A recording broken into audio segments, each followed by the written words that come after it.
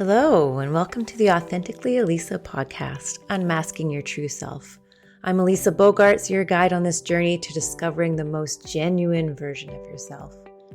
Each episode is a step towards unveiling the incredible power that lies within you as we strip away all the shoulds and shine a light on the coulds. Together, we'll explore the path of self-empowerment, self-confidence, and the courage to be unapologetically you. Thank you for being here.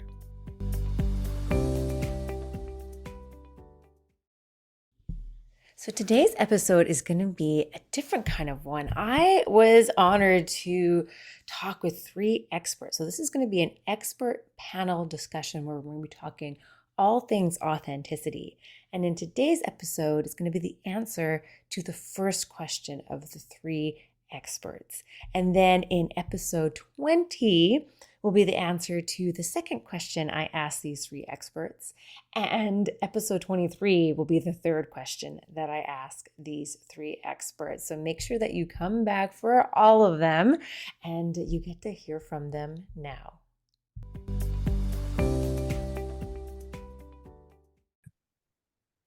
Hey, Robyn, welcome to the show. I'd love you to introduce yourself and tell me about how you kind of got into this field of work and why you're so passionate about what you do. Thanks. Thank you for having me. And so I'm Robyn McTague. I'm in the Vancouver, BC, Canada area. And I am too. I don't think I realized that before we got this. That's cool. Have to Yeah, meet up we sometimes. will. Yeah, so my website is alifeofchoice.ca. And because I believe we have choice.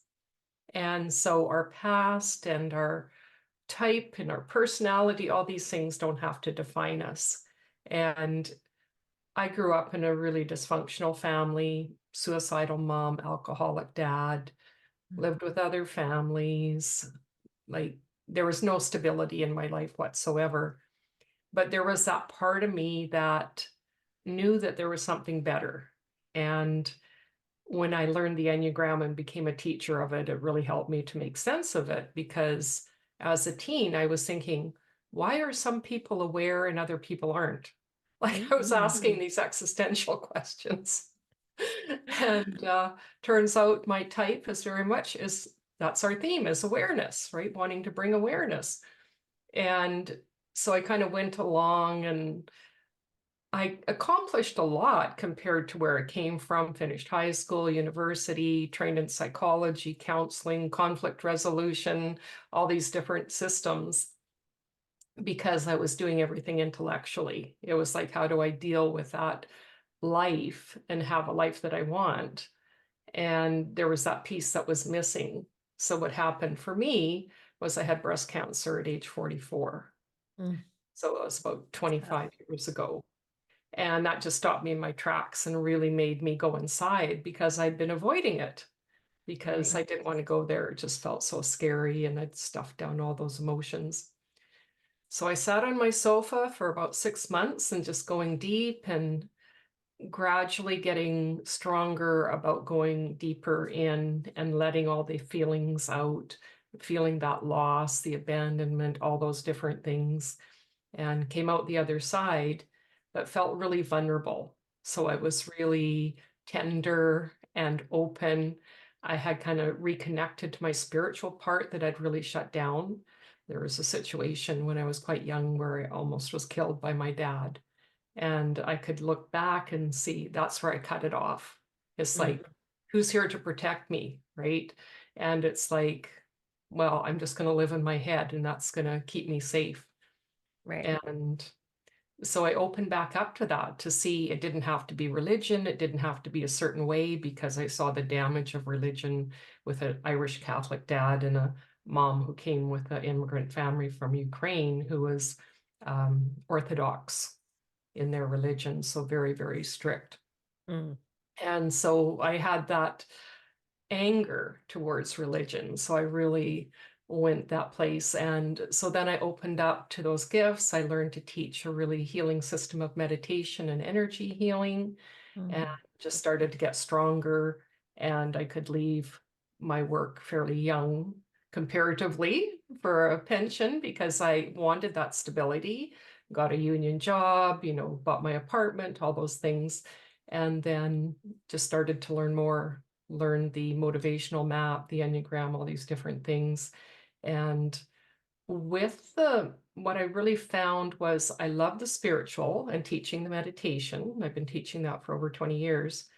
And then the Enneagram and the map brought that practicality. So that's what I love, is really bringing that holistic, physical, mental, spiritual, all of it mental all together so that we can be that true self and really know who we are. So we're not stuck getting, playing to other people's needs.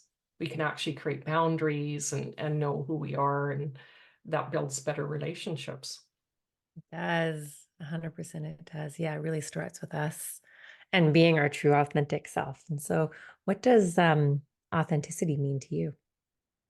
Yeah, authenticity means being real with ourselves, being honest, right? So, yes, I might put a persona, but is that really me?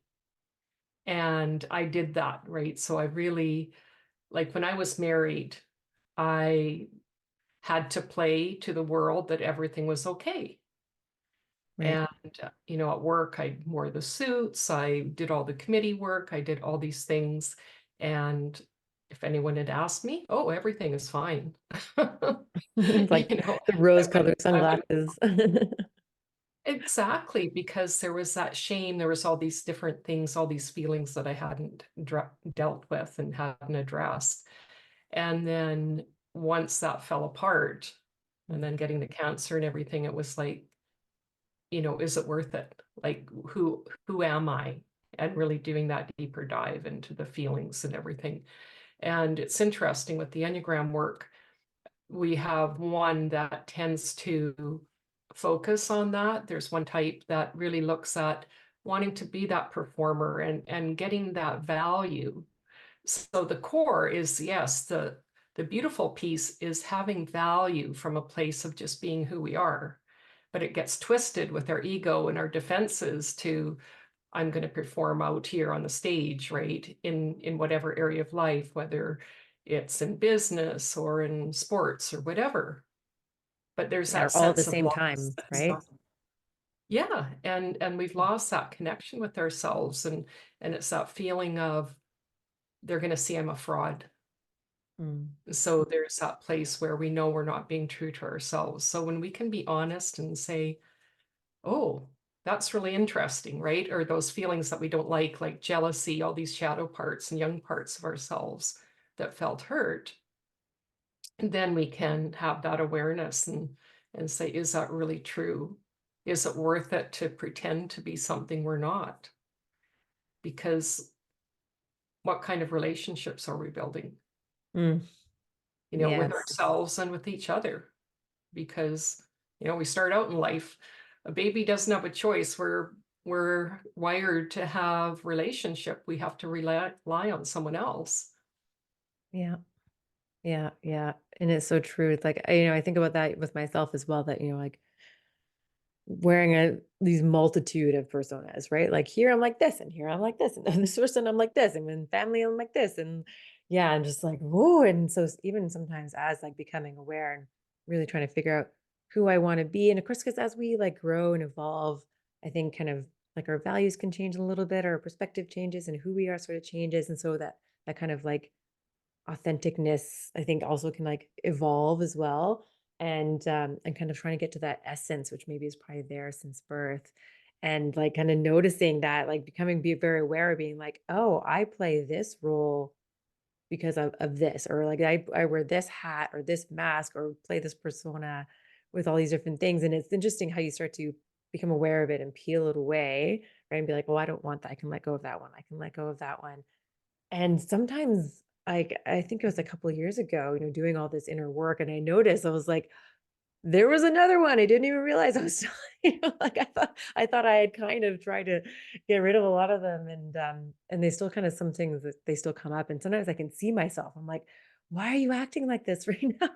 You were Yeah. performing in some way, and afterwards I usually, yeah, I have to like go back and be like, okay, what went on there? Why did I do that then? Like, how can I be different next time? And kind of face that persona where I wasn't actually being authentic in the And moment. with kindness and compassion, right? That's what we need to learn. We give Yeah. it freely often to others, but we don't give it to ourselves. But that's where we really need to allow that. And, we saw it a lot with COVID because people are not as willing to have those different lives anymore. People want a more integrated life. And so there's a place where we want to bring our full selves to everything that we do, which I think is amazing, right? But at the Hmm. same time, we need to be realistic about what that means. We need to still have compassion and, generosity and all these different things where we're not just ourselves, because it can go to that place where it's all about me then. And that's not really authentic either, right? So we need Right. to have balance and harmony of reciprocity so that, I can be me and you can be you. We have our boundaries, but yeah, we can talk about things, we can deal with conflicts and tensions that come up because I'm just being honest about what is affecting me, right? And having that place of, it's the behavior, right? It's not making it personal, having that ability to stay back and say, yeah, this is just what's going on between us. Hmm. Exactly. Oh, well, thank you so much for those insights. Hey, Vivian, welcome to the show. I'd love for you to introduce yourself and tell me how you got into this field of work and why you're so passionate about it. Hi. Well, I'm Vivian Winters Israel. And how I got into this, when what we're talking about, I'm a bit of a serialpreneur, a nurse for 47 odd years, exotic animal trainer. I've done a few things. Um, and now writing children's books. But why I'm passionate about this is I have had multiple crises through my life. So big physical ones, emotional ones, financial ones.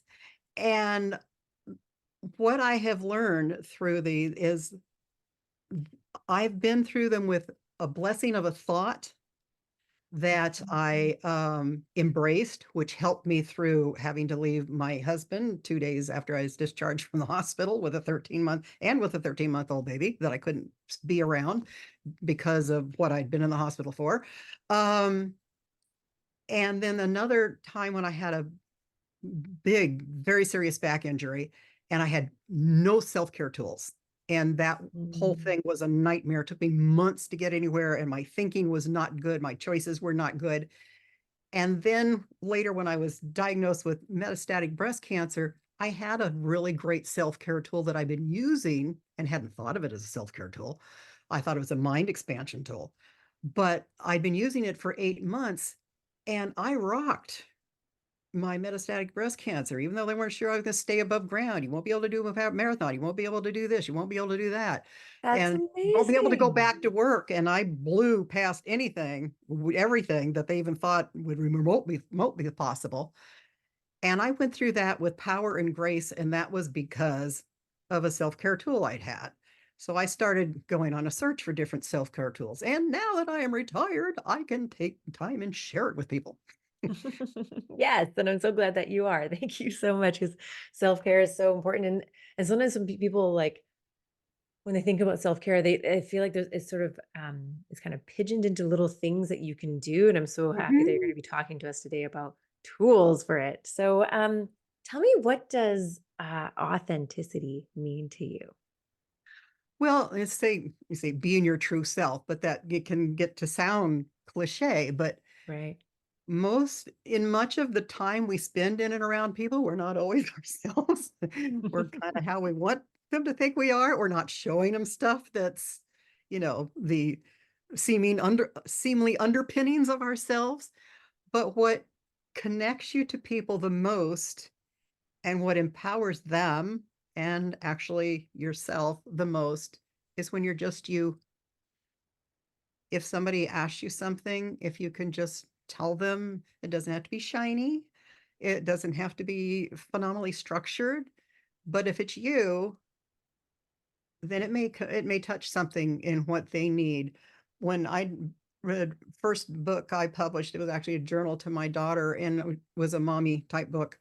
And I would then people want me to write articles, and I would write about, a thing called the mommy wars. It's like, well, my kid's doing this before your kid and stuff like that. It's but to just put that out there that that is a thing and just let it go. Don't do that with other people. Other moms, you guys need to work together with each other and help each other, learn from each other's boo-boos and frustrations. I'm quite fine, sharing my boo-boos and frustrations because when I've found that it helps other folks, and not everybody wants or is willing to do that. I think we're getting into a space where more people are willing to do that. May have been a little jump started, a certain aspect of population by the pandemic, but yeah, it's really so much more needed now. Yeah, Life absolutely. is And too it's short to be doing all this cuckoo stuff. yeah, and it's so true that the whole thing, like that I hear a lot in our field of work is that, you're not alone.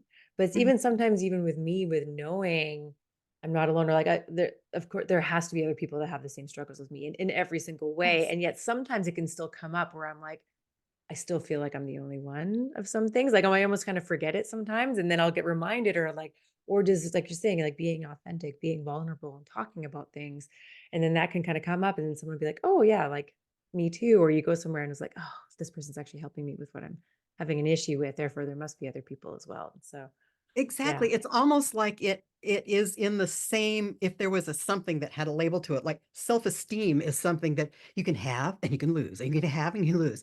And I think the authenticity can kind of be in somehow similar to that. Is sometimes we've got it and we'll do it and share it, and other times we don't. But when people say, well, oh no, I've got my cousin is going through this cancer, or they're having this thing, like you're back with, what did you do? What did you, if you talk with the person that they're concerned about, it just makes such a difference. As a nurse for, 47 odd years, doctors don't tell you certain things.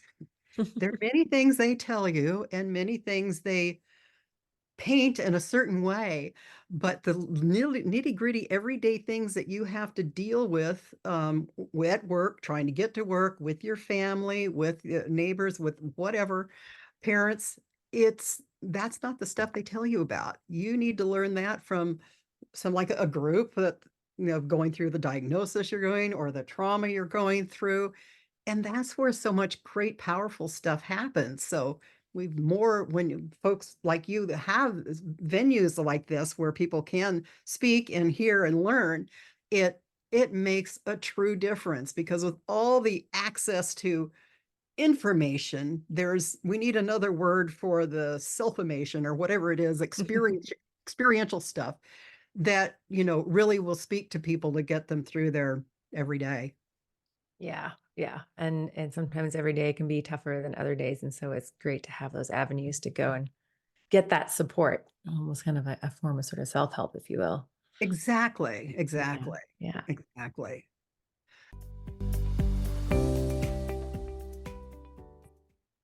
Hey, Dagmar, welcome to the show. And I'd love for you to introduce yourself to our listeners and tell us about how you got into this field of work and why you're just so passionate about what you do. Thank you so much for having me here today. I am eager to have this fabulous conversation on authenticity with you.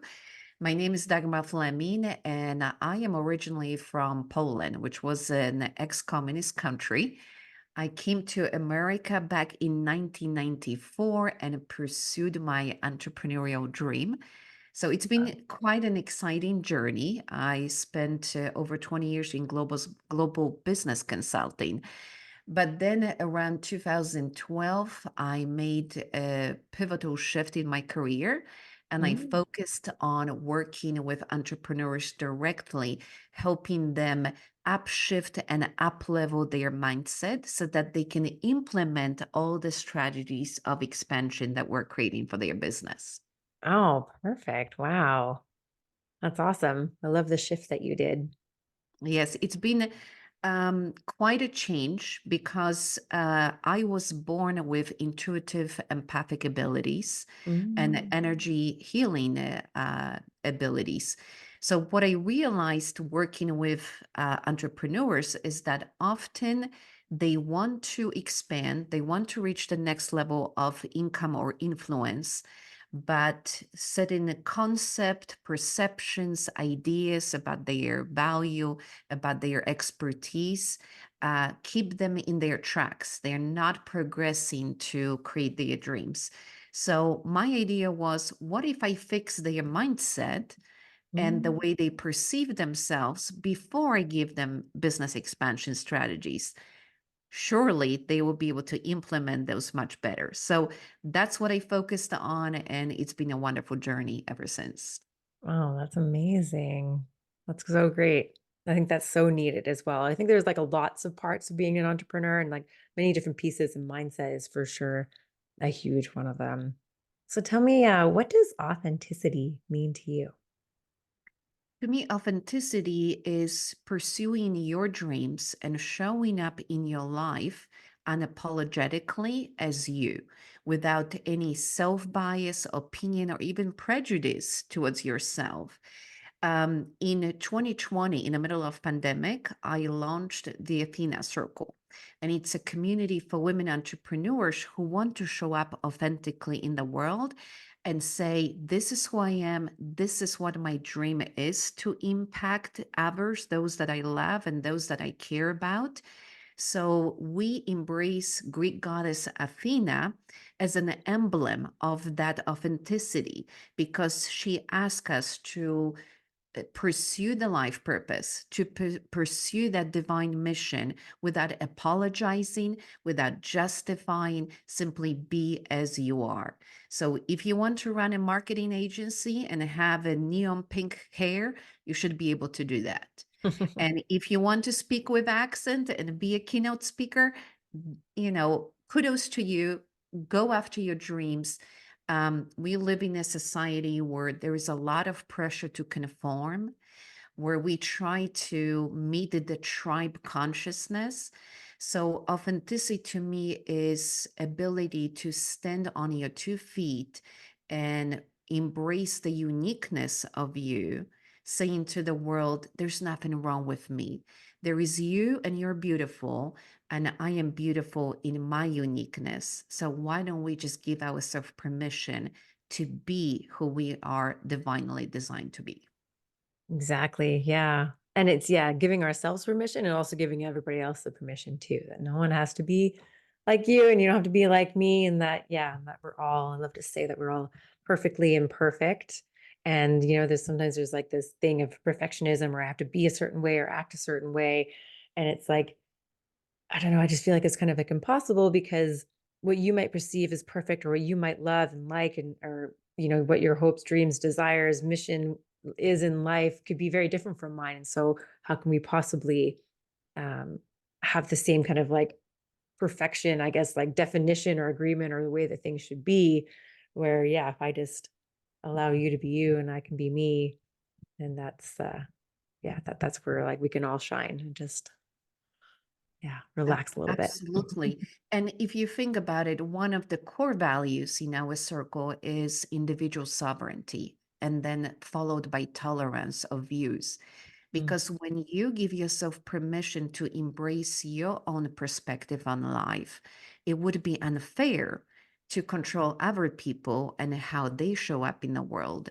So when you respect yourself, when you give yourself permission to show up as you with your core values, your approach to life, it is almost impossible not to extend the same perspective to people around you. And it's amazing. I believe that if we all embrace this kind of tolerance, there would be truly peace on this planet because we would have no reason to fight over whose perspective, whose idea of life is better than yours. All these wars that we are engaging in, whether economical, religious, political, it's always about one side trying to persuade the other that they are right and the other one is incorrect. But what if we're all right?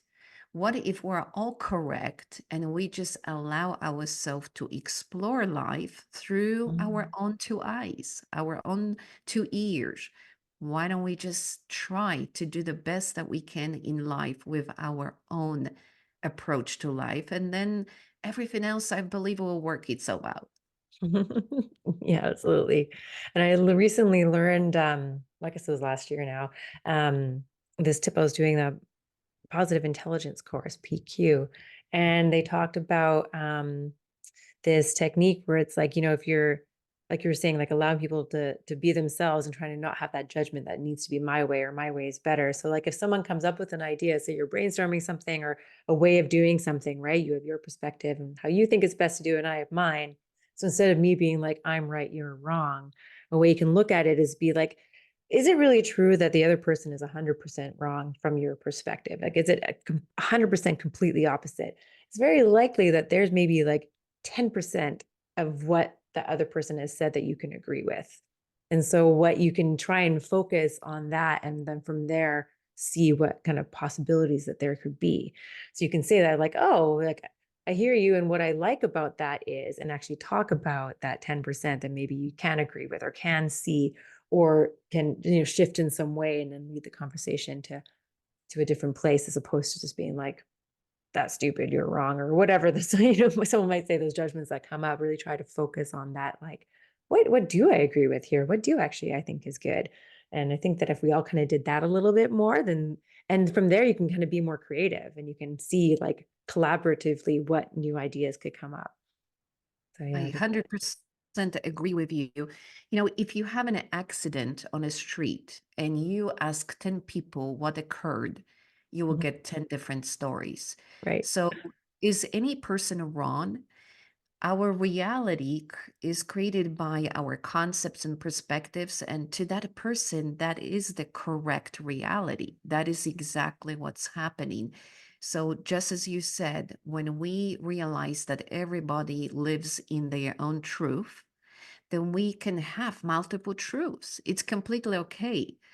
I think it's the old tribal consciousness program that forces us to abandon our authenticity and try to fit Mm. in. Because think about cave times when we were just trying to survive. Your survival depended on belonging to community. If you're a woman, you Right. depended on men who would go and hunt for food. And if you're a man, women were staying with children, catering to them and taking care of them. So these were hard times. And we learned really fast that if we are part of a larger group and conform to the expectations, then we will have better chances of survival. But today, we're no longer in cave times. Yeah. Today, you can be you, I can be me, and we will do all right.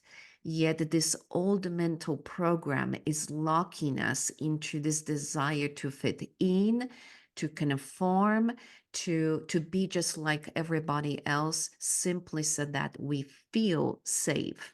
But I believe the biggest safety is when you embrace all uniqueness about you, all the characters of your trait that have been beautifully, divinely engineered. So, my invitation is always to say, just give yourself permission to be you, and your life will unfold in the most magical ways. Oh, thank you so much for that. Thank you so much for listening to this episode. I hope it inspired you to live a more authentic life. I'd love your help in inspiring more people to live authentically. So please follow, rate, and leave a review so we can create a ripple effect of authenticity. Until next time, stay true to you, be bold, and thrive on your own terms. This is Elisa, signing off authentically.